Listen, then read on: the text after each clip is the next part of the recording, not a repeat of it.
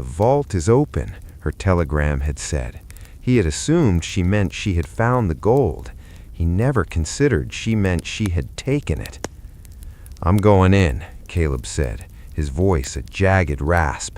"It's a trap, brother. You step into that light and they'll have you surrounded in seconds. Then make sure the forges don't survive the night."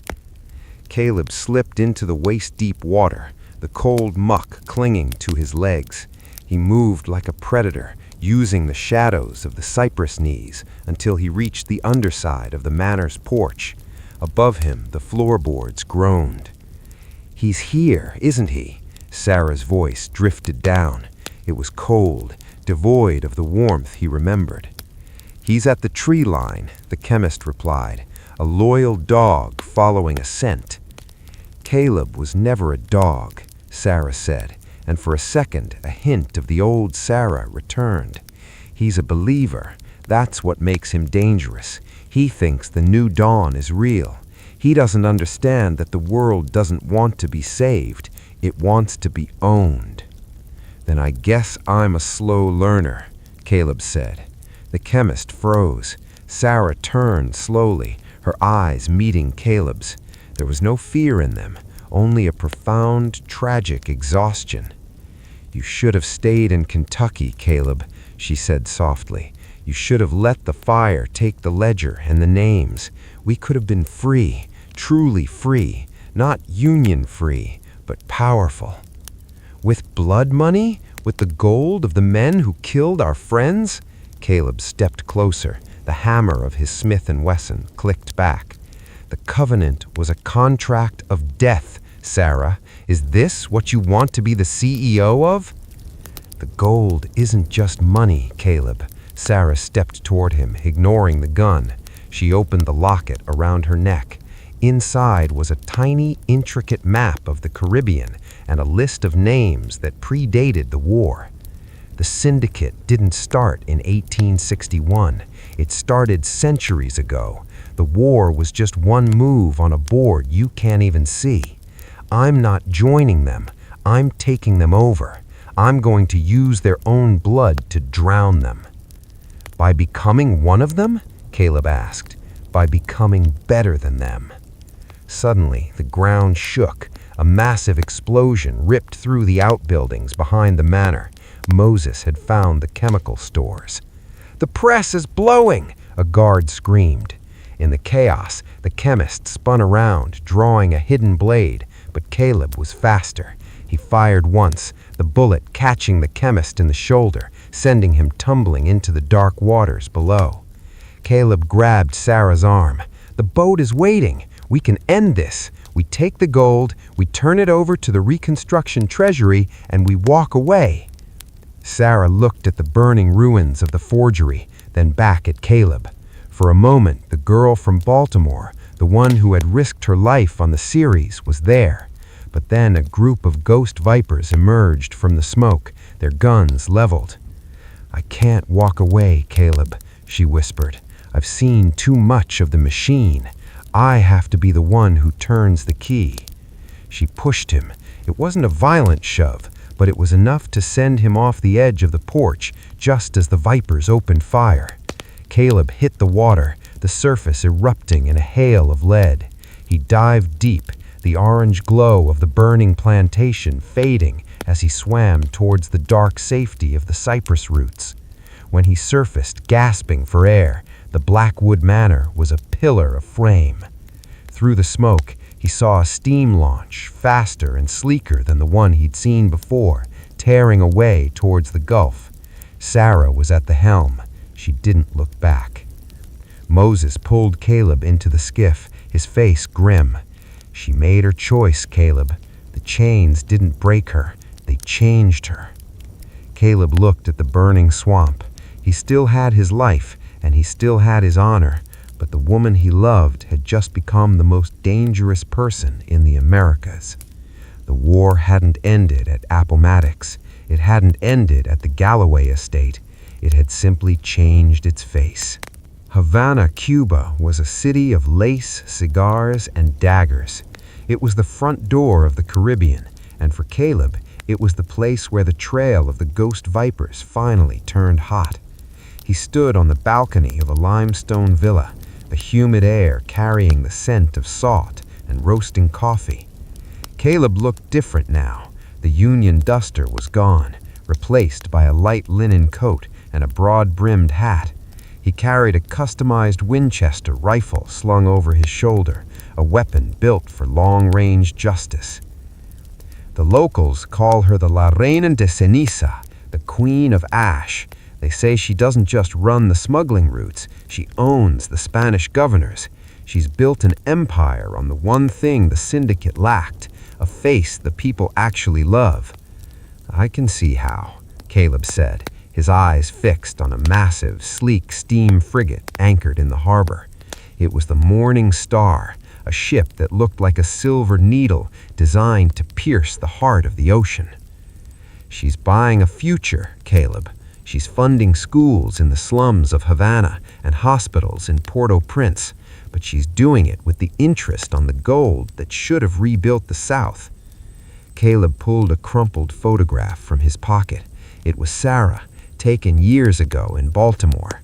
She looked happy. Now, every report he received described a woman who moved like a ghost and ruled like a tyrant.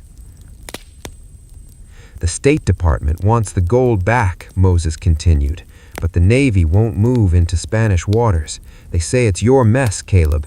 You're the only one who can get close to her. I don't want the gold, Moses.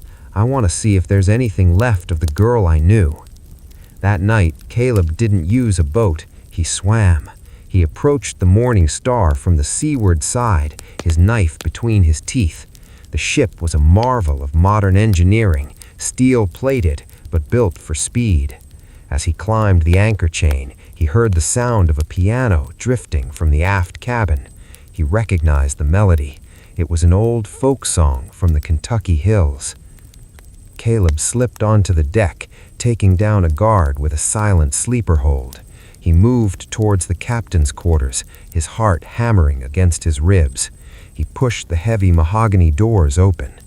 The cabin was a library of stolen history. Maps of the world were pinned to the walls with diamond-tipped tacks. Sarah sat at a grand piano in the center of the room, her back to him. She didn't stop playing. The guards on this ship are paid 3 times the rate of a Union sergeant, Caleb said, his voice smooth and dangerous. The fact that you made it to this door means I told them to let you pass. You're a long way from the Baltimore docks, Caleb said, his rifle held at low ready. She stopped playing and turned. She looked magnificent, clothed in deep emerald silk, a streak of silver now running through her dark hair, but her eyes were cold, reflecting the moonlight on the waves. I'm exactly where I need to be, she said, standing up. In D.C., you fought to save a system that was designed to fail. In Richmond, you fought a brother who was already a corpse.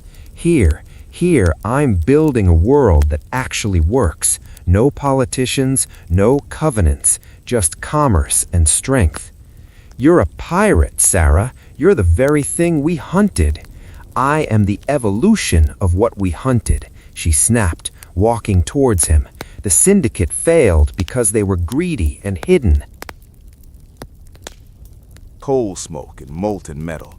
Inside the shipyard, 3 massive hulls sat in dry dock, the Iron Armada. These weren't wooden galleons. They were monsters of steel and steam, designed by the architect to render every other navy on Earth obsolete. Caleb, Sarah, and Moses moved through the scaffolding like ghosts. Caleb carried a backpack filled with the last of the phosphorus gel they had scavenged from the Morning Star's wreckage. The central ship is the Monarca, Sarah whispered, pointing to the largest vessel. That's where the architect keeps the primary boiler controls. If we can trigger a pressure surge in the central line, the entire shipyard goes up like a powder keg. And the gold? Moses asked, his eyes on the heavy iron crates being loaded into the Monarca's hold. The gold is the anchor. Without it, the syndicate can't pay the Spanish. We sink the ship, we sink the syndicate's future. They split up. Moses moved to the perimeter to set the diversionary charges, while Caleb and Sarah climbed the towering crane overlooking the Monarca.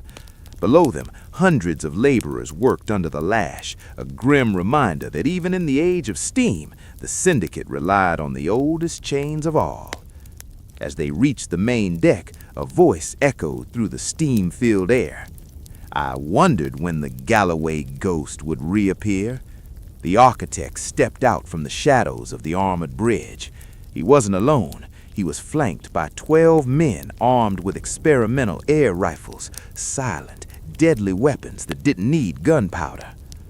"You are a relic, Caleb," the architect said, his voice amplified by the metal walls of the ship. "You fight for the past. I am building the structure of the next century, peace through absolute control. No more civil wars, no more rebellions, just the steady, profitable hum of the machine." "Your machine is built on bones," Caleb shouted, his hand hovering over the detonator. "Whose bones aren't?" the architect countered. "The Union you love was built on the bones of the indigenous.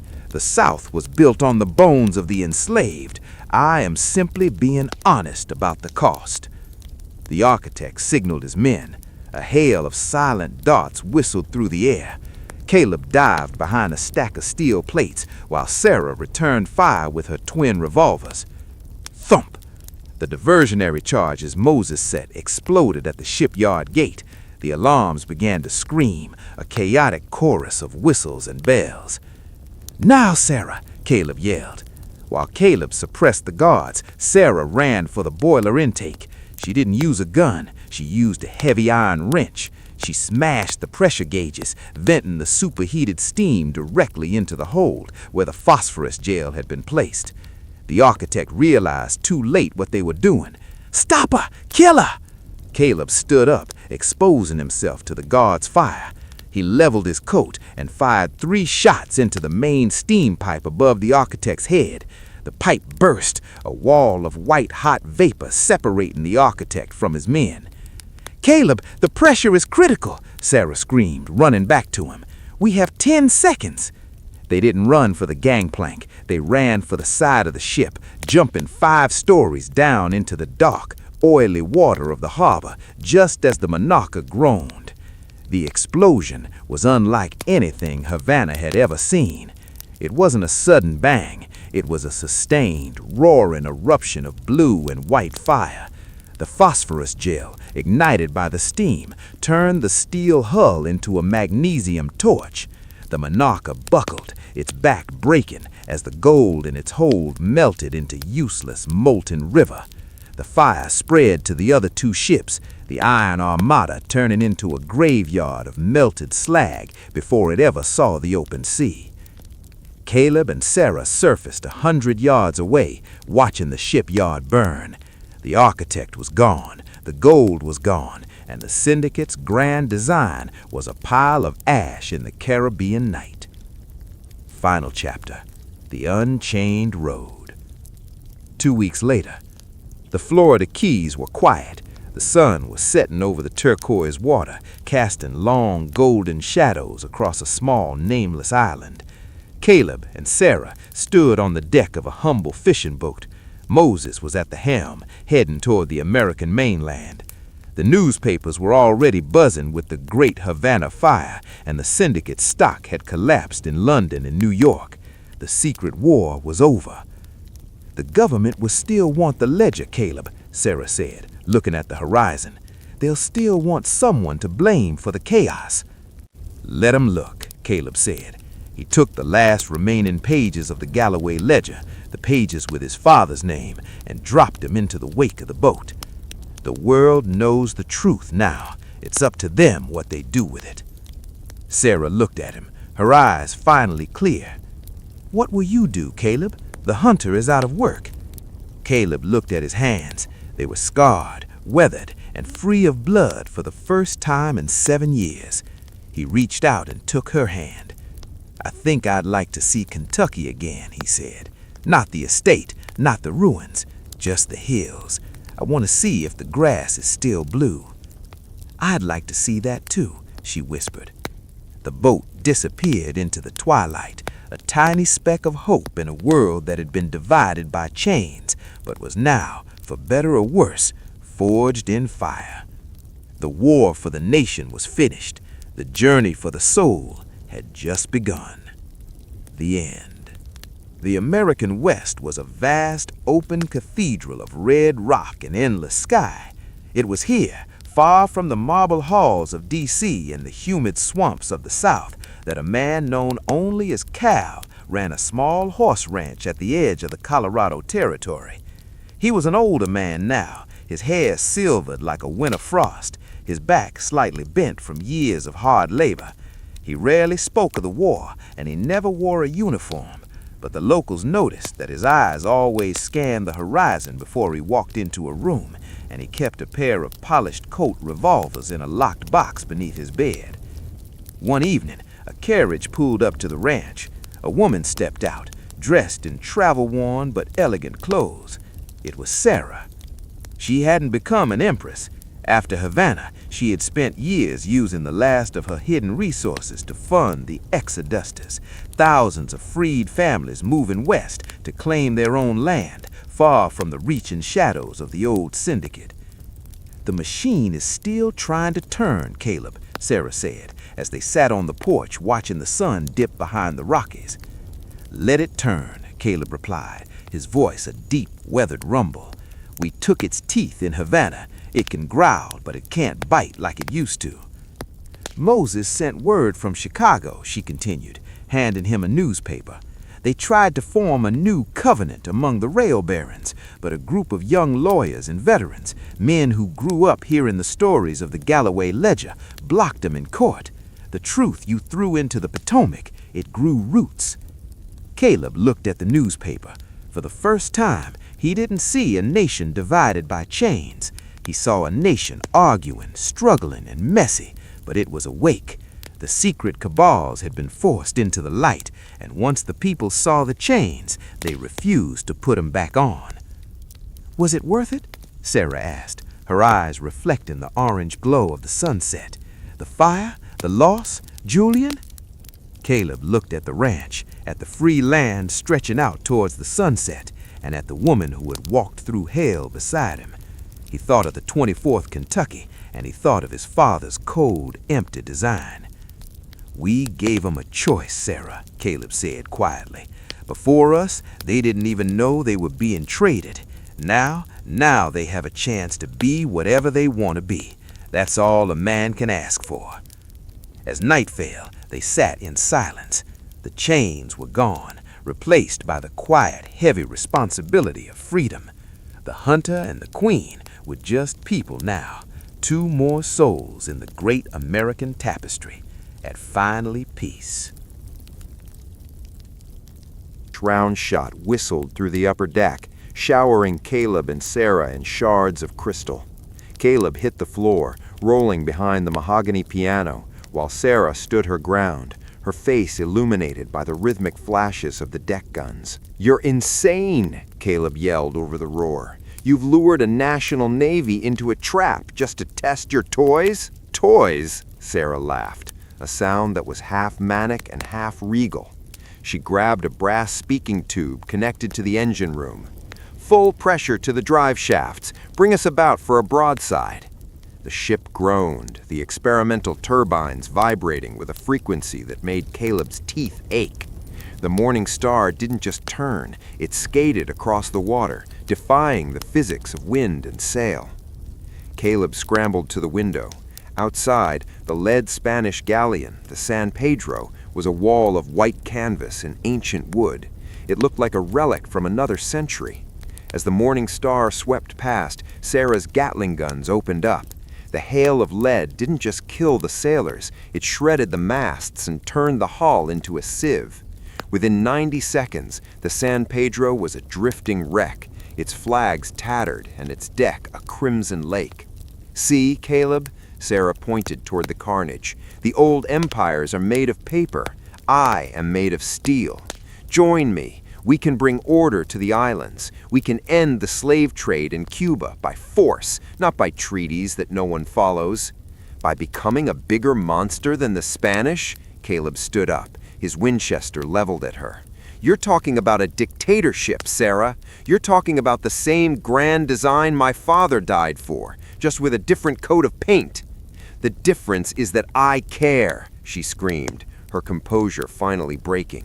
I saw what they did to us in the South. I saw the chains. I am the only one with the courage to wrap those chains around the necks of the masters. Suddenly, the ship rocked violently. This wasn't a cannon hit. Direct hit to the rudder, a voice screamed from the deck. Caleb looked out and saw a fifth ship emerging from the smoke. It wasn't Spanish. It was a black-hulled steamer with no flag, moving with the speed that matched the Morning Star. The Syndicate, Caleb whispered. They didn't come to help you, Sarah. They came to collect their investment. The black ship, the Eidolon, didn't fire cannons. It fired harpoons attached to thick steel cables. The hooks bit into the Morning Star's hull with a sickening thud.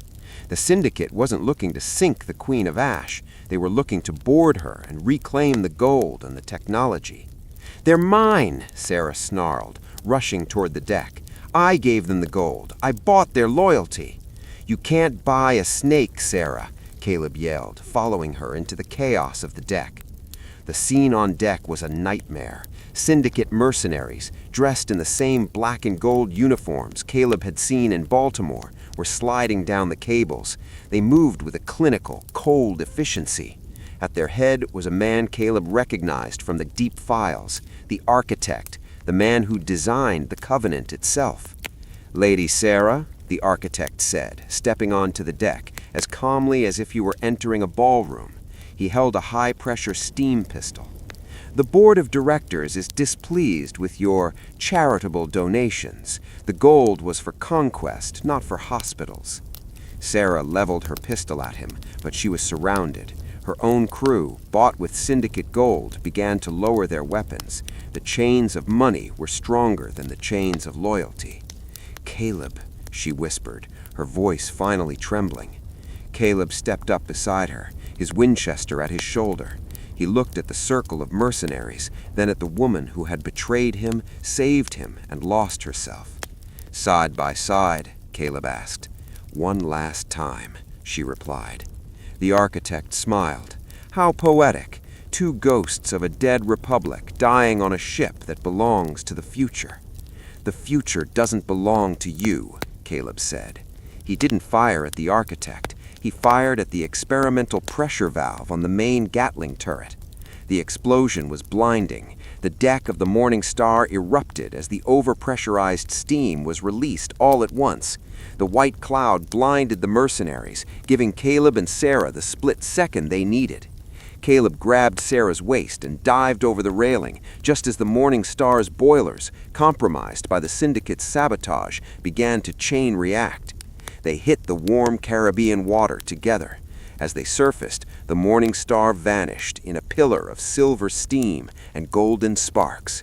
The Syndicate's pride, the Queen's empire, and the gold of 1,000 lives were claimed by the sea. Caleb dragged Sarah onto the sand. She was coughing up salt water, her regal dress torn to rags, the gold locket gone.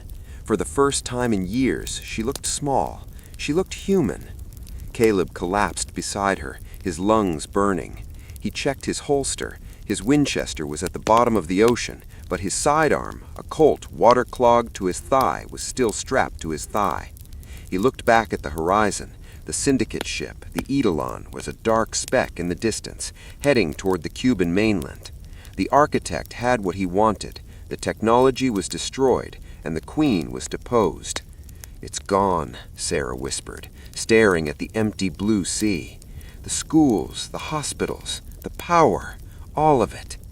It was built on a foundation of sand, Sarah. You tried to use the devil's tools to do God's work. It never ends any other way. She turned to him, her eyes red from the salt and the tears she refused to shed. And what do you have, Caleb? You've spent 5 years hunting ghosts. You have no home, no rank, and no one left to tell you well done. You're just as much a ghost as I am. Maybe, Caleb said, standing up and offering her a hand. but I can sleep without seeing the faces of the men I traded for profit. They spent the day building a shelter under the shade of the palms. As the moon rose, casting a silver path across the water, the silence was broken by the sound of a distant bell. It wasn't a ship. It was coming from the center of the island. "There's a village on the other side," Sarah said, her instincts as a survivor kicking back in. "A maroon settlement, runaways from the Spanish sugar mills." They crossed the island's spine, hacking through the dense jungle until they looked down into a hidden valley. It was a humble village of thatch-roofed huts, but it was vibrant. Children were playing by a central fire, and the smell of roasting maize filled the air. These were people who had broken their own chains and built a life in the shadows of empires. "They don't have Gatling guns," Caleb noted quietly, "but they have a home." They entered the village cautiously. A tall woman with a machete stepped forward, but she stopped when she saw their faces, not the faces of conquerors, but of survivors. She lowered her blade. "You are from the fire ship," the woman said in broken English. "The fire is out," Caleb replied. For the next month, the hunter and the queen became laborers. Caleb used his hands to build irrigation trenches. Sarah used her knowledge of medicine to treat the village elders. The gold and the ledgers felt like a fever dream from a past life. But the world wouldn't let. The great emperor Marcus Aurelius is dead. The golden age of the Pax Romana is beginning to fray at the edges. In the winding, filth-clogged alleys of the Subura, far from the gleaming columns of the Palatine Hill, a different kind of war is being fought. Quintus Varus is a man the Senate prefers to forget. A former centurion of the Praetorian Guard, he was retired with a scarred face and a heavy heart after refusing to participate in the political assassination of a rival general. Now he works as a speculator, a private investigator for the Roman underworld, finding lost debts and even loster people. The discovery. The rain was washing the blood of a murdered gladiator into the gutters when Quintus was summoned to the temple of Janus. Waiting for him was not a criminal, but a woman draped in the purple-bordered stola of a patrician. "They say you are the only man in Rome who can't be bought, Varus," she said, her voice trembling despite her regal bearing, "because you have already lost everything." "I have enough for wine and bread, lady," Quintus replied, his hand resting on the hilt of his concealed pugio, dagger. "What is it you've lost?" "The cipher of Germanicus," she whispered. "My father, the senator, was murdered this morning. He was translating a scroll recovered from the Teutoburg forest, a document that proves the betrayal of the legions wasn't an act of war, but a transaction involving the man who now sits on the throne." Quintus felt a cold chill that had nothing to do with the rain. To accuse the new emperor, Commodus, of treason was a death sentence. "If I touch this, I become a dead man." "You were already dead, centurion. I am offering you the chance to be a martyr for the truth." The first move. Quintus took the job. His first lead took him to the great docks of the Tiber, where a shipment of grain from Egypt had arrived, carrying more than just wheat. Beneath the floorboards of a spice merchant's warehouse, Quintus found the senator's missing scribe. The boy was terrified, clutching a small ivory cylinder. But before Quintus could speak, the shadows of the warehouse moved.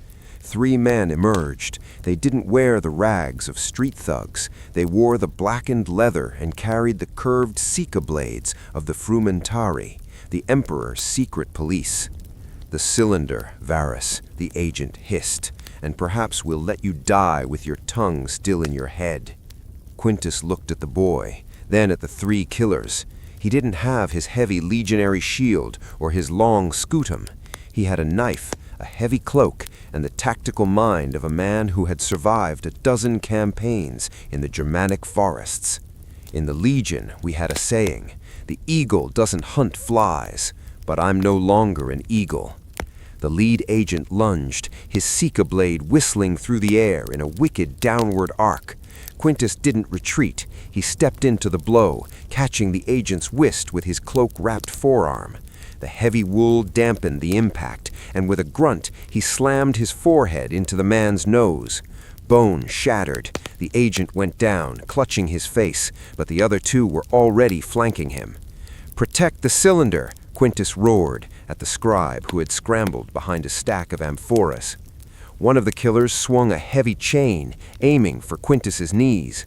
Quintus leaped over it, drawing his Pugio. The blade was short, designed for the close-quarters carnage of the trenches, and in the cramped aisles of the warehouse it was deadlier than any sword.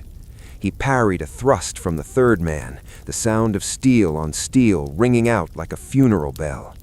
Quintus kicked a crate of dried figs into the path of the chain wielder, tripping him, and as the man fell, Quintus pivoted and drove the pommel of his dagger into the temple of the third agent. The man collapsed like a puppet with cut strings. "Out! Now!" Quintus grabbed the scribe by the tunic and hauled him toward the rear exit, just as the first agent, blood pouring from his ruined face, managed to blow a shrill ivory whistle. The signal echoed through the docks. Within moments, the rhythmic thud of hobnailed boots sounded from the street. The urban cohorts were coming. The hidden truth. They dived into the labyrinthine sewers of the Subura, the Cloaca Maxima, where the waste of 1,000,000 people flowed toward the Tiber. Only when the sounds of pursuit faded did Quintus stop to breathe. "The cylinder," Quintus demanded, held out a hand caked in spice and grime. The scribe, shaking, handed it over. Quintus unscrewed the ivory cap and pulled out a scrap of parchment. It wasn't a map or a list of names. It was a ledger of grain shipments, specifically shipments directed to the 14th Legion in Pannonia. But the dates were wrong. These shipments were marked as delivered 3 months before the Legion was ambushed by the Marcomanni. "They starved them," Quintus whispered, the realization hitting him like a physical blow. The Emperor didn't just fail to send reinforcements, he withheld the supplies. He paid the barbarians in Roman grain to wipe out his own men. "It's worse," the scribe whimpered. "Look at the seal on the bottom." Quintus held the parchment up to a sliver of light from a street grate. The seal wasn't the Emperor's. It belonged to the Praetorian prefect, Perinis, the man who whispered in Commodus's ear. "This isn't just a betrayal of the legions," Quintus said, his jaw tightening. "This is a coup. They're bankrupting the state to buy the loyalty of the barbarians, and they're using the brain of Rome to do it." The shadow of the palace. As they emerged from the sewers near the Forum, the city looked different to Quintus. The grand statues of the emperors seemed to watch him with cold, judgmental eyes.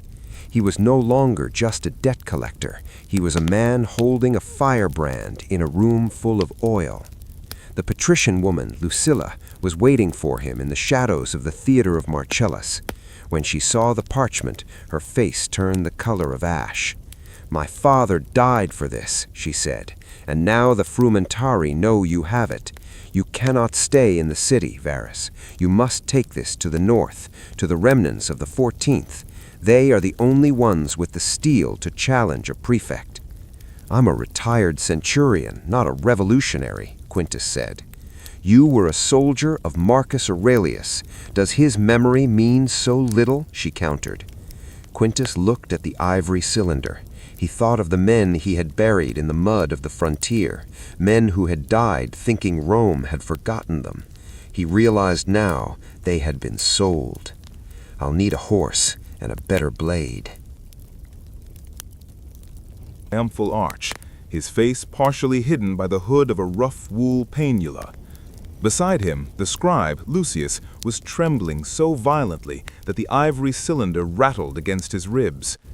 "Keep your eyes on the cobbles, boy," Quintus growled, his hand resting on the hilt of a new gladius he'd bartered from a crooked blacksmith in the Subura. In Rome, a man who looks up is a man looking for trouble. A man who looks down is just a worker heading home.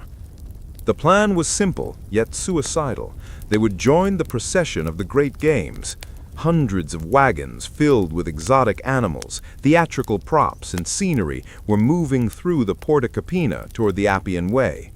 Lucilla had arranged for them to hide in a wagon carrying scenery for a play about the conquest of Dacia, a massive wooden Trojan horse that sat atop a flatbed. As they approached the gate, the atmosphere changed. The usual city guards had been replaced by a detachment of the Praetorian Guard. Their polished black muscle cuirasses and crimson crests stood out against the grime of the city like a fresh wound. "Halt!" a decurion barked, leveling a spear at their wagon. The driver, an old veteran with one eye and a deep loyalty to Lucilla's gold, pulled the reins. "Just scenery for the morning show, Excellency. The Emperor wants the wooden beast in the arena by dawn." The decurion walked the length of the wagon, his hobnailed boots echoing against the wood. He stopped right next to where Quintus and Lucius were crouched in the hollow belly of the wooden horse. Quintus held his breath, his dagger drawn. He could see the decurion's shadow through the slats of the timber. "The prefect said to look for a man with a scarred cheek, a man who smells of the frontier." Inside, Quintus realized the spice from the warehouse was still clinging to his cloak. The scent of cinnamon was unmistakable in the damp night air. The decurion leaned closer, sniffing the air. Strange. Why does a Dacian horse smell like an Eastern market? "The carpenters," the driver lied quickly. "They use cedar oil and spice to keep the rot out of the wood. Only the best for Caesar, eh?" The decurion paused.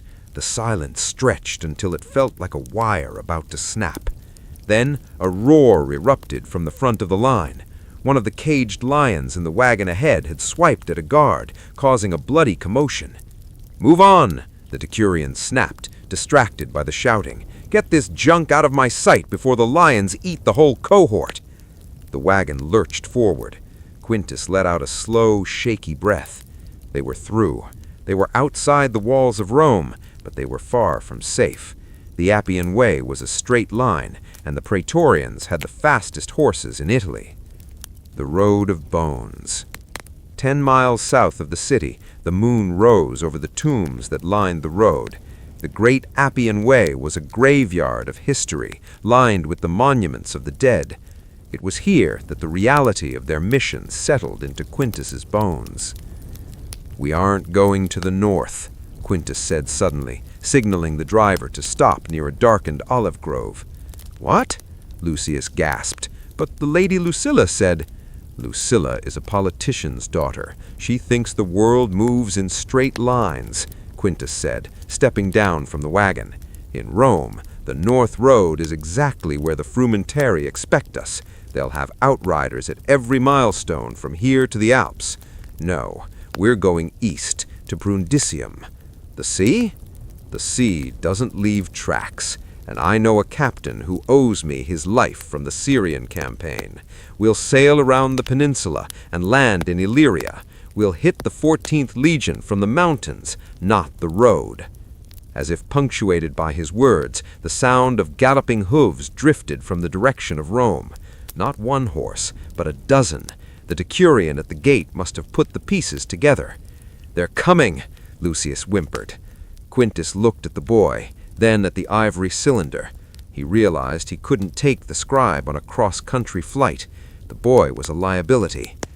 "Take the horse from the back of the wagon," Quintus commanded the driver. "Take the boy to the villa of Marcus Lepidus in the hills. Hide him. I'll take the cylinder." "You're going to lead them away alone?" the driver asked, eyes wide. Quintus tightened the straps of his sandals and pulled his cloak tight. He looked at the line of torches approaching on the horizon. "I spent 20 years holding a wall against 10,000 barbarians with nothing but a shield and a stubborn streak. 12 pampered palace guards in the dark. That's not a battle, that's a hunt, and they've forgotten who the apex predator is." He grabbed a torch from the side of the wagon, lit it, and began to run, not away from the road, but toward a ruined temple on a nearby ridge, waving the fire like a beckoning ghost. Quintus reached the summit, his lungs drawing in the cool night air in steady, practiced rhythms. He didn't hide. He jammed the lit torch into a crevice in the masonry, letting it burn brightly as a beacon. Then he stepped into the black maw of the inner sanctum. Below, the sound of galloping hooves died out. The Praetorians had arrived at the foot of the hill. "There! The light!" a voice barked. Quintus watched from behind a fallen archway. 6 riders dismounted, leaving 4 behind to guard the horses. The 2 leaders, the decurion from the gate and a broad-shouldered man in a black cloak, began the climb. They moved with confidence of men who believed they were hunting a lone, aging fugitive. "Split up," the decurion commanded as they reached the temple floor. "Varus is a rat. Flush him out of the shadows. The prefect wants the ivory cylinder intact, but the man is optional." The guards fanned out. One moved toward the flickering torch. He was young, his armor polished and noisy. Quintus waited until the man passed the base of a massive cracked statue of Minerva. Quintus didn't use his sword. He used a length of leather cord. He dropped from the statue's plinth like a shadow. The cord looped around the guard's throat before the man could draw a breath to scream. Quintus used his own momentum to pull him back into the darkness. There was a brief frantic struggle, the sound of metal scraping stone, and then silence. "Caius, report!" the decurion called. No answer. A second guard approached the area with his sword drawn. He found Caius's helmet sitting in the middle of the path, upright and mocking. As the guard leaned down to inspect it, a heavy stone plummeted from the rafters above, crushing his shoulder and pinning him to the ground. He let out a sharp cry of pain. "He's above us!" the decurion roared, looking at the crumbling roof. The Praetorians began to fire their short bows into the shadows of the rafters. Quintus, however, was already on the floor. He had moved through a narrow drainage crawlspace he'd spotted earlier. He emerged behind the third guard, who was frantically reloading a crossbow. Quintus's gladius moved in a short, efficient thrust, the classic legionary point and twist. The man slumped against the wall without a sound. 3 down, Quintus whispered to the darkness. The decurion and the frumentarian, a black-cloaked agent, were now back-to-back in the center of the temple, bathed in the dying light of the torch. "Come out, Varus," the agent shouted. "You were a hero of the Rhine. Does a hero hide in the dirt like a Persian assassin? A hero follows orders. A soldier follows the truth. You've forgotten the difference." The agent pulled a small glass phial from his belt and smashed it on the floor. A cloud of acrid, stinging smoke erupted, a trick by the secret police to flush targets from cover. Quintus's eyes watered and his throat tightened. The decurion lunged toward the sound of Quintus's cough. Steel clashed. The decurion was strong, his strikes heavy and relentless. Quintus parried, feeling the jar in his elbow. He was older, and his armor was lighter, but he had fought in the Teutoburg mud, where a single slip meant death. He ducked under a wide swing, pivoted, and used the weight of his own body to slam the decurion into a weakened column. The marble groaned. A section of the frieze above them cracked. Quintus kicked the decurion's sword away and leveled his blade at the man's throat. But a cold, sharp pressure met the small of Quintus's back. The frumentarian agent had moved through the smoke like a snake. "Drop the steel, Centurion, or I'll see if your spine is as stiff as your pride." Quintus froze. The decurion spit blood and laughed. "The cylinder, Varus. Give it to us, and I'll make sure your death is quick. The prefect might even give you a headstone." "The cylinder isn't here," Quintus said, his voice a low growl. "Liar." The agent pressed the blade harder, drawing a bead of blood through Quintus's tunic. "Look at the horses," Quintus said, his eyes locked on the decurions. From the ridge they could see the foot of the hill. The 4 guards left behind were no longer standing. A group of dark figures, local bandits or perhaps Lucilla's hidden agents, had descended upon them. More importantly, a single horse was galloping away toward the east. "The scribe has the cylinder," Quintus lied, his eyes locked on the decurions. "By dawn, he'll be at the coast. By noon, the 14th Legion will know that Rome has sold their lives for grain." The agent's face twisted in rage. For a split second, his focus shifted toward the fleeing horse. It was the only second Quintus needed. He He threw himself backwards, the agent's blade sliding off his ribs as Quintus twisted. He grabbed the agent's arm, snapped the wrist over his shoulder, and drove his elbow into the man's throat. As the agent fell, Quintus snatched the dying torch and hurled marshes, a vast emerald hell of stagnant water, waist-deep silt, and air so thick with malaria, bad air, that Romans believed the gods themselves had cursed the soil. No legionary marched here, no tax collector dared the fog. It was a kingdom of outlaws, snakes, and the slow, creeping fever. "If the fever doesn't take me, the leeches will," Quintus muttered, hacking through a wall of papyrus reeds with his gladius. By dawn, the transition was complete. The solid world of Roman stone had dissolved into a shifting, liquid labyrinth.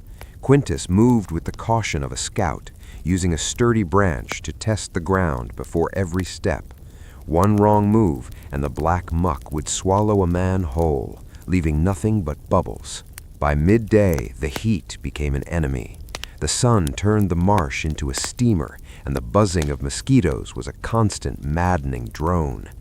Quintus's wound from the temple, a shallow gouge along his ribs, began to throb with a dull, rhythmic heat. He stopped to rest on a hummock of dry earth beneath a gnarled willow tree. He pulled a small tin of salt from his pack to draw the leeches from his ankles when he heard it, the rhythmic slap-slap of a paddle against water. He dropped into the tall grass, his hand finding his dagger. A small, flat-bottomed skiff drifted through the fog. Standing in it was a man who looked more like a creature of the silt than a human. His skin was stained dark by peat, and he wore a vest made of heron feathers. This was a fosser, one of the marsh dwellers who lived off the eels and the misery of the swamp. "You move like a soldier, Roman," the man said, his voice a croak. He didn't look at the grass where Quintus hid. He looked at the dragonflies hovering above him. "But the swamp doesn't care for your rank." Quintus stood up, his blade lowered but ready. "I'm looking for the way to the Astura River. I need to reach the coast." The fosser laughed, a wet hacking sound. "The Praetorians are already at the river mouth. They've burnt the fishing boats. They're waiting for a man who smells of cinnamon and blood." "How do you know that?" "The marsh has ears, and the prefect has promised 10,000 sestertii for your head. That's a lot of eels, Roman." "The choice." The fosser pointed a bony finger toward a dense thicket of black mangroves. "There is a path, the way of the boar. It leads to a hidden cove where a smuggler's galley hides, but the path is guarded by the latrones, the bandits who were too violent for the subura." Quintus reached into his pouch and pulled a single gold aureus, part of the payment Lucilla had given him. He tossed it into the skiff. It landed with a dull thud. "Guide me to the way of the boar, or use that gold to buy a shroud, because if I see a single black cloak, you're the first to die." The fosser bit the coin, his yellow eyes gleaming. "Follow the bubbles, soldier, and keep your steel dry. The bawd iron in this water eats blades faster than a rust monster." As they moved deeper into the heart of the Pontine, the fog grew so thick Quintus could barely see his own hands. The air turned cold, smelling of ancient rot. Suddenly, the fosser stopped. He signaled for silence. From the fog ahead came the sound of a man screaming, not in pain, but in terror. Then the sound was cut short by a wet, heavy thud. "The latrones?" Quintus whispered. "No," the fosser whispered back, his face turning a sickly gray. "Something the bandits are afraid of, something that stayed behind when the marshes were drained the first time." Quintus stepped from the skiff onto a floating mat of vegetation, his boots sinking inches into the mire. "Stay with the boat," he commanded the fosser. "If I don't return by the time the moon hits the zenith, the gold is yours, but you don't dare flee before then." He moved toward the source of the scream, the gladius held low and reverse gripped, a technique used by forest scouts to prevent the blade from snagging on vines. He pushed through a curtain of gray moss and froze. In a clearing of flattened reeds lay a campsite. 3 men, bandits by the look of their mismatched leather and scarred arms, lay scattered like discarded dolls. Their bodies weren't just cut, they were crushed, their armor flattened as if by a falling siege engine. Then the beast revealed itself. It wasn't a mythological monster. It was a Syrian war elephant, a survivor of a forgotten spectacle or a military transport that had escaped into the wilds years ago. But the marsh had changed it. Its skin was caked in layers of dried black peat and jagged bog iron, forming a natural suit of plate armor. Its tusks had been broken and sharpened into jagged points, and its eyes burned with the madness of a creature driven solitary by the fever. The beast sensed him. It raised its trunk, letting out a sound that shattered the silence of the swamp, a trumpet of pure territorial rage. The elephant charged. In the thick muck, Quintus couldn't outrun it. The beast's massive feet churned the swamp into a whirlpool of mud. Quintus didn't move until the last possible second. As the elephant's trunk swung toward him like a battering ram, he dived into the deep silt, submerging himself completely in the cold, foul water. The elephant thundered past, its weight causing the very ground Quintus had stood on to collapse into a sinkhole. Quintus surfaced, gasping, his lungs burning with the bad air. He realized the beast was blinded by the same fog that hampered him. He grabbed a handful of the pungent, sulfurous mud and smeared it across his face and neck, masking his human scent. "Come on, you old ghost," Quintus whispered. He grabbed a discarded bandit spear from the muck. He didn't aim for the hide. The bog iron was too thick. He waited for the beast to turn. As the elephant roared again, Quintus hurled the spear with the practiced strength of a man who had won the Corona Muralis. The spear didn't kill the beast, but it struck the soft tissue of its ear, distracting it. While the elephant thrashed in pain, Quintus sprinted, not away, but toward a series of ancient half-sunken stone pillars, the ruins of a failed drainage canal from the days of the Republic. He scrambled up the mossy stone, just as the elephant's tusks shattered the base of the pillar. The stone groaned. "Valerius!" The fosser's voice cut through the fog. The man hadn't fled. He was standing in his skiff 20 yards away, holding a jar of fish oil and a flint. "Lead it to the water!" Quintus understood. He leapt from the crumbling pillar onto a nearby ridge of solid clay. The elephant turned, its massive head lowered for a final gore.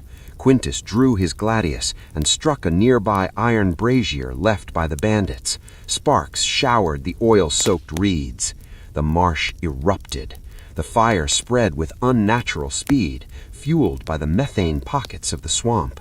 The elephant, terrified by the one thing it couldn't crush, turned and retreated into the deep, impassable heart of the Pontine, its trumpeting fading into the distance.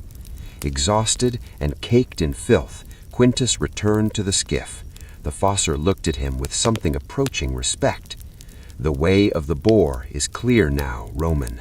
The fire has opened the path." An hour later, the smell of salt air replaced the rot of the marsh. They emerged at a hidden inlet where a low-slung Liburnian galley sat at anchor. Its sails were black, and its crew were men who didn't ask for names, only for coin. Quintus stepped onto the sand, his body aching, his rib wound seeping. He turned to the fosser and handed him his last silver piece. "Tell the marsh that Quintus Varus passed through, and tell the Praetorians that I'm coming for their grain." The fosser nodded and faded back into the fog. Quintus boarded the galley. As the oars hit the water and the ship began its journey towards the east, he pulled the ivory cylinder from his tunic. The evidence was safe, but as he looked at the distant flickering lights of the Roman coast, he realized the real war hadn't even begun. He wasn't just a fugitive anymore. He was the spark that was going to set the empire's northern border on fire. Torch-lit war room of the Praetorian barracks in Rome, the prefect Perennis stood over a map of the empire. He did not look at the shifting borders or the barbarian threats. His gaze was fixed on a single name, etched into a wax tablet. Quintus Varus. He crossed the Pontine, a voice said from the shadows of the corner. Perennis turned. Standing there was a man who looked like a younger, sharper reflection of Quintus. His name was Marcus Severus. 10 years ago, Quintus had been his optio, the man who had taught him how to survive a shield wall and how to read the subtle break of a twig in the forest. He didn't just cross it, Perennis replied, his voice thin and cold. He burned a path through it. He is heading for the 14th Legion in Pannonia. If he reaches them with that cylinder, I will have a mutiny that stretches from the Danube to the Rhine. Severus stepped into the light. He carried a spatha, the longer cavalry sword, and wore a cloak of wolfskin over his blackened armor. The 14th loves him. They call him the Iron Pillar. They won't listen to a messenger, but they will follow a ghost. Then make sure he remains a ghost, Perennis said. Take the speculatores, take the fastest horses in the imperial stables, cross the sea to Dyrrhachium. You know how he thinks, Severus. You know his favorite ambushes, his favorite winds. Find him before he reaches the mountains. Severus nodded, his face a mask of duty over hidden conflict. He taught me that a soldier's first loyalty is to Rome. And I, Perennis hissed, am Rome. The docks of Dyrrhachium. The journey across the sea was short but brutal. When Quintus stepped onto the stone piers of Dyrrhachium, the gateway to the east, he felt the change in the air. This was the frontier. The people here were harder, their Latin mixed with the rough dialects of the Illyrian tribes.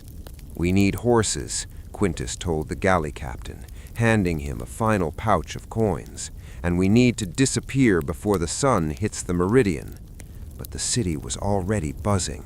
As Quintus moved through the market, he saw a group of men in civilian tunics, but their posture gave them away. They stood too straight. Their eyes moved with the calculated rhythm of hunters. Speculatores, Quintus whispered to himself. Perennis hadn't sent the army. He had sent the wolves. Quintus ducked into a tanner's shop, the smell of raw hide and lye thick enough to choke a man. He moved through the back exit into a narrow alleyway, only to find the path blocked by a man leaning casually against a brick wall. It was Severus. You're getting slow, Centurion. I smelled the cinnamon on you from 3 streets away. Quintus stopped, his hand resting on the hilt of his gladius. Marcus, I heard they gave you a golden torque for the Syrian campaign.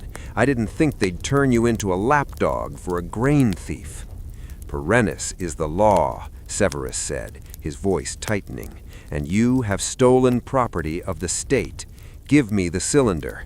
I'll tell them I killed you. You can disappear into the east, buy a farm in Cappadocia, live to see an old age that isn't lived in the mud. You haven't read it, have you? Quintus asked, taking a slow step forward. The state property is a ledger of murder. He starved the 14th. He sold the grain to the Marcomanni so they could slaughter our brothers. Your own cousin was in that legion, Marcus. Do you think he died for the law? Severus hesitated, the tip of his spatha dipping for a fraction of a second. Soldiers die. That is the contract. Not like that, Quintus growled. Not as a line item on a balance sheet. The sounds of the other scouts closing in echoed from the ends of the alleyway. Severus drew his sword, the steel singing as it left the scabbard. I don't want to kill you, Quintus. Then you shouldn't have come, Quintus replied. He didn't wait for Severus to strike. Quintus kicked a heavy vat of tanning fluid, sending the caustic liquid splashing toward Severus. As his former student leapt back, Quintus didn't attack. He turned and scaled a wooden scaffolding leading to the roof of the leatherworks. He's on the tiles, Severus shouted, wiping the fluid from his cloak. The chase moved to the rooftops of Dyrrhachium. Quintus ran with the desperation of a man who knew every shortcut in the empire. He leaped across gaps between buildings, the red clay tiles shattering under his boots. Behind him, Severus and 4 scouts followed, moving with the terrifying precision of a pack of hounds. Quintus reached the edge of the city wall, looking down into the bustling livestock market. Below, a herd of Illyrian mountain ponies was being driven towards the gates. "Quintus, stop!" Severus yelled, appearing on the roof 10 paces behind him. He raised a light throwing spear, a verutum, the longer cavalry sword. Quintus looked at the boy he had trained, the man who was now his executioner. He saw the doubt in Severus's eyes, the struggle between the law and the truth. "Choose your side, Marcus," Quintus shouted. He jumped. He landed hard in a vat of wool, the impact knocking the wind from his lungs. He didn't wait to recover. He rolled out, grabbed the mane of a passing pony, and swung himself onto its back. With a sharp kick, he drove the animal through the panicked crowd and out the open city gates. A spear hissed through the air, grazing his shoulder and embedding itself in the wooden gatepost. Quintus didn't look back. He knew Severus had missed on purpose, but he also knew the next time they met, Severus wouldn't have the luxury of mercy. The mountains of Illyria loomed ahead, a jagged wall of stone and snow. Beyond them lay the Danube, the 14th Legion, and the final reckoning. Goat path hugging the cliffside. Behind him, the distant echoes of Marcus Severus's scouts were muffled by the falling sleet. Quintus knew he wouldn't make the pass by nightfall. He needed fire, and he needed a healer, or the 14th would be receiving a corpse instead of a messenger. He rounded a jagged outcrop and saw it. Smoke.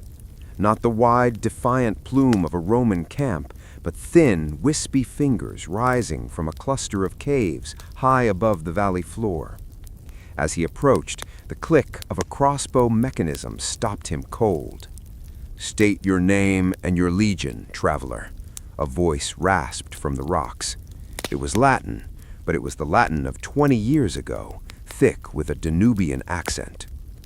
"Quintus Varus, Centurion, 24th Praetorian, formerly 14th Gemina," Quintus gasped, sliding off his horse and leaning against a boulder to keep from collapsing.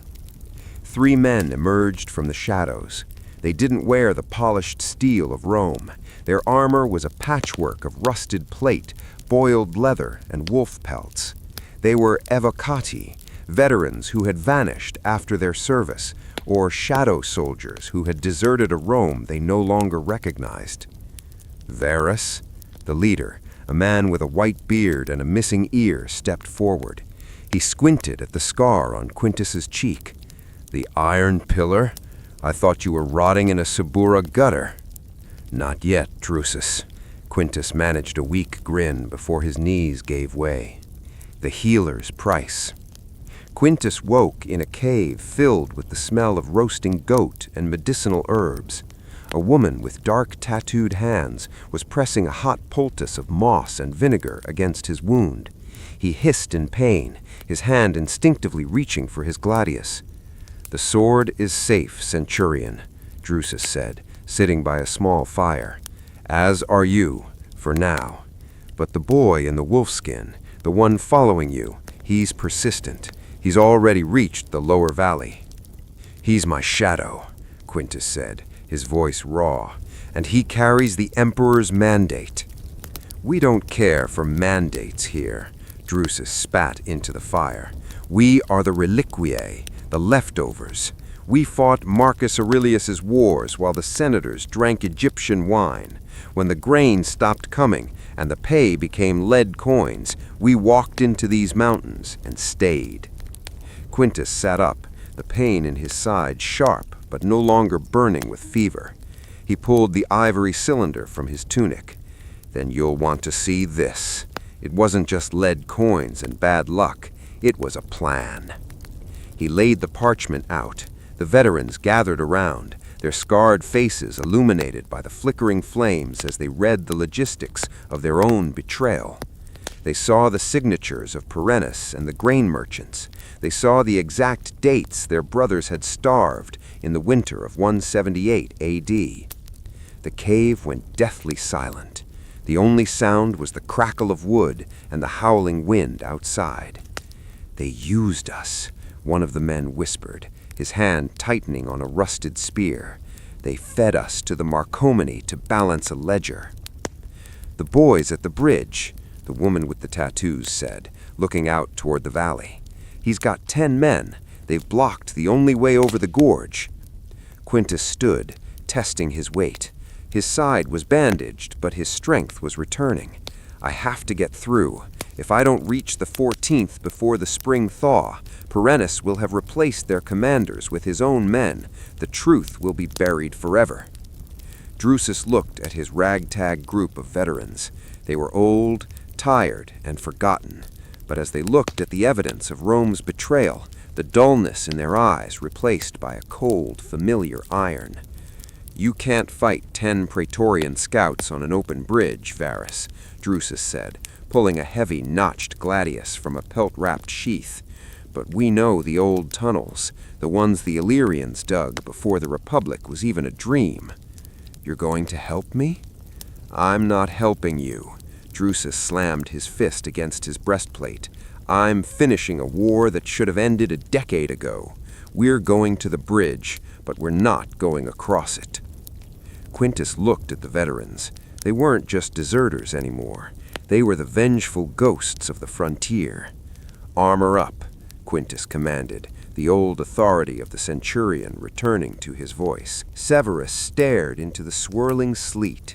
He knew Quintus was close. He could feel the older man's presence, a phantom weight in the air. "I know you're there, Quintus," Severus shouted, his voice echoing off the canyon walls. "The tunnels won't save you. I've mapped every exit." Suddenly, the ground beneath the far end of the bridge erupted. Drusus and the reliquiae didn't come from the tunnels Severus had mapped. They came from a vertical ventilation shaft used by ancient miners, rising directly beneath the Praetorians' feet. The old veterans moved with a terrifying, silent efficiency. They didn't shout, they simply struck. "An ambush!" a scout yelled, but his throat was opened by Drusus's notched blade before he could level his spear. While the veterans tied down the guards on the far side, Quintus appeared at the near end of the bridge. He wasn't hiding anymore. He walked slowly onto the timber planks, his gladius low and steady. "The map was a gift, Marcus," Quintus said, his voice cutting through the wind. "I knew you'd find the tunnels. That's why I used them as bait." Severus turned, his face a mask of conflict. "You're using deserters and ghosts to fight the Emperor's hand. This is treason," Quintus replied. "It's surgery." Severus signaled his crossbowmen on the heights. "Fire!" But the bolts didn't fly. From the high crags, the woman with the tattooed hands and 2 other veterans rose from the snow. They had used the bad air of the mountain to mask their scent, creeping up behind the marksmen. The crossbows remained silent as the veterans took the heights. "Now it's just us, Marcus," Quintus said, stepping onto the swaying center of the bridge. The duel of the centuries. They met in the middle. The bridge groaned under their weight, swinging violently in the wind. Severus lunged with his spatha, the longer reach of the cavalry sword giving him the initial advantage. Quintus caught the strike on the reinforced guard of his gladius, the vibration rattling his teeth. Severus was faster, his youth and strength pushing Quintus back toward the edge. "Give me the cylinder. I can still save your life." "You're still looking for a way out." Quintus parried a low thrust and stepped inside Severus's guard, slamming his shoulder into the younger man's chest. "There is no law here, Marcus, only the truth of the steel." They traded blows, a frantic dance of iron on a narrow wooden stage. Severus feinted high and spun, a move Quintus had taught him years ago.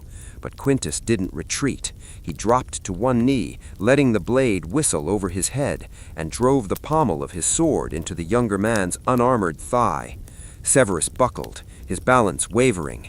The bridge gave a sickening crack as a support cable, weakened by the veteran's sabotage below, snapped. "The bridge is going!" Drusus roared from the far bank. Quintus grabbed Severus by the collar of his cuirass.